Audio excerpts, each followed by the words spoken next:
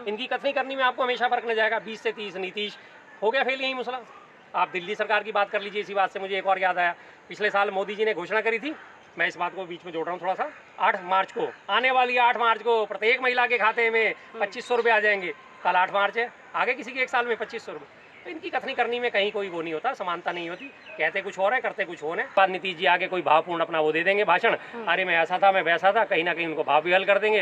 कार्यकर्ता बेचारे पहले भी दरी बिछा रहे थे, अब भी दरी बिछाएंगे। उनके पुराना 2017 का एक मर्डर का मुकदमा था जो दोबारा खुला था 2017 में, जो कि पहले एक बार बंद हो चुका था, अब वो फिर से खुला हुआ है। हालांकि वो भी अभी ठंडे बस्ते में पड़ा हुआ कि जिस दिन वो मामला उल्टा उसी दिन वो बस्ता खुल जाएगा।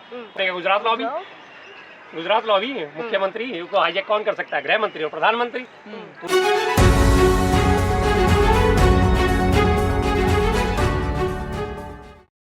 से हटा दे रहे हैं और राज्यसभा भेज रहे हैं, उसमें आप किस नजर से देख रहे हैं? आपके हमारे इंटरव्यूज कई बार पहले भी हुए थे, अक्टूबर नवंबर के आसपास जब ये बिहार चुनाव आने वाले थे, तब भी मैंने आपको कई बार इस बात के बारे में बोला है कि ये चुनाव नीतीश जी का आखिरी चुनाव होगा।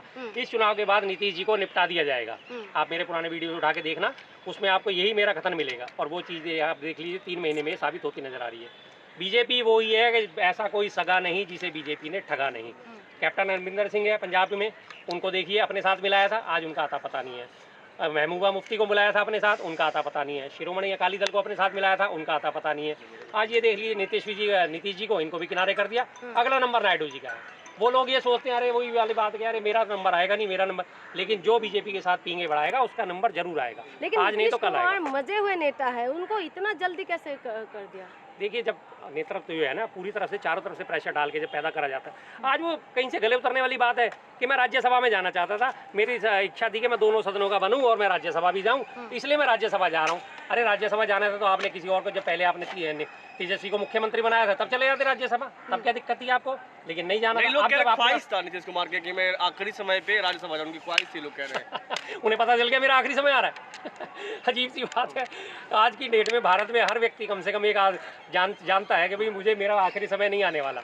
80 साल का व्यक्ति भी सोचता है कि मैं तो अभी 10-15 साल और जीऊंगा। 90 साल का व्यक्ति भी सोचता है मैं सेंचुरी मारूंगा, और उन्हें लग रहा है कि मेरा आखिरी समय आ गया। तो कहीं ना कहीं तो कुछ लोचा है साहब। इसका मतलब कुछ तो पर्दे के पीछे कुछ चल रहा है कि आखिरी समय पर और राज्यसभा क्या कोई इतनी बड़ी चीज़ हो गई?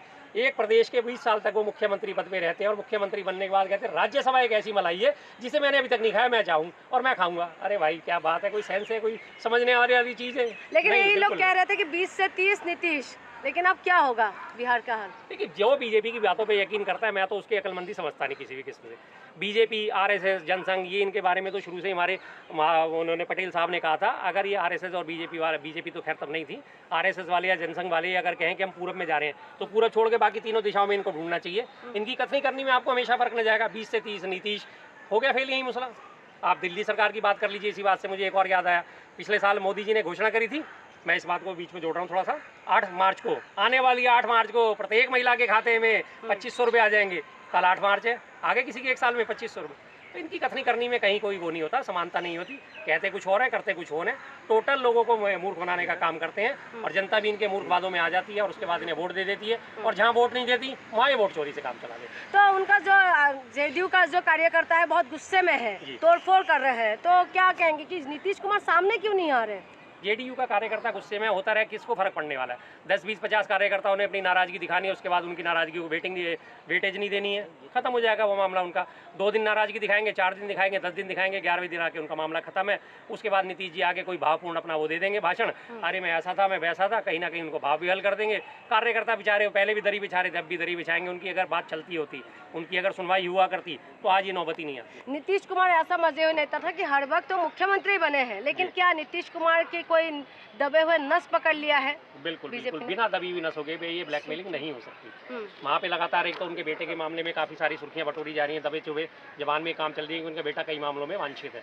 और नीतीश जी के ऊपर भी पुराना 2017 का एक मर्डर का मुकदमा था जो दोबारा खुला था 2017 में, जो कि पहले एक बार बंद हो चुका था, अब वो फिर से खुला हुआ है। हालांकि वो भी अभी ठंडे बस्ते में पड़ा हुआ कि जिस दिन वो मामला उल्टा उसी दिन वो बस्ता खुल जाएगा। तो कहीं ना कहीं तो कुछ ना कुछ तो गड़बड़ है। पर्दे के पीछे जो खेल चल रहा है वो सब देखिए। क्या हाईजैक हो गया नीतीश कुमार? पूरी तरह क्या हो गया नीतीश कुमार?